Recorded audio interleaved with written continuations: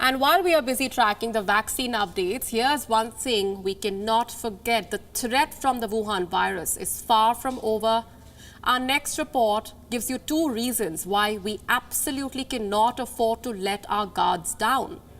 First, the virus may be spreading from sectors where we least imagined. And second, there are people who may be trying to deliberately contaminate you.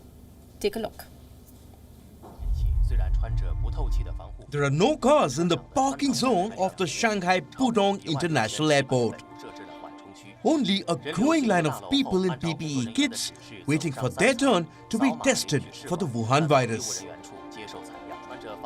These are all airport workers. Over the weekend, Shanghai's biggest international airport was caught in chaos. At least 7 cargo handlers were linked to a COVID outbreak in the city. So in order to contain the cluster, authorities asked all cargo staff to take Wuhan virus tests. But no provisions were made for social distancing. The result looked something like this. And it did not go unnoticed by social media. An admission from the Shanghai authorities made matters worse. None of them wore masks when they were doing the cleaning work. At least 17,719 samples were collected as of November 23rd. Of them, 11,544 samples were tested. The results were all negative. Aviation data provider VeriFlight claimed that at least 40% of flights from Shanghai were cancelled. The Shanghai episode has cast a shadow over the already ravaged aviation industry.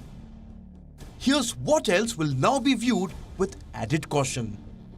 Letters. Interpol has warned that world leaders could become targets of COVID-contaminated letters. On the 17th of November, Interpol issued the latest guidelines for law enforcement. The police organization flagged 3 risks. First, of individuals spitting and coughing in the faces of law enforcement officers, health practitioners and essential workers in order to intimidate them. Second, attempts to deliberately contaminate surfaces and objects.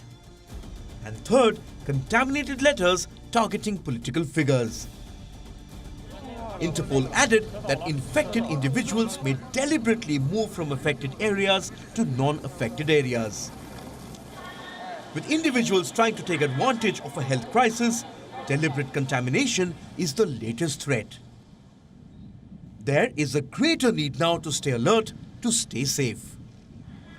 Bureau Report, WION, World is One.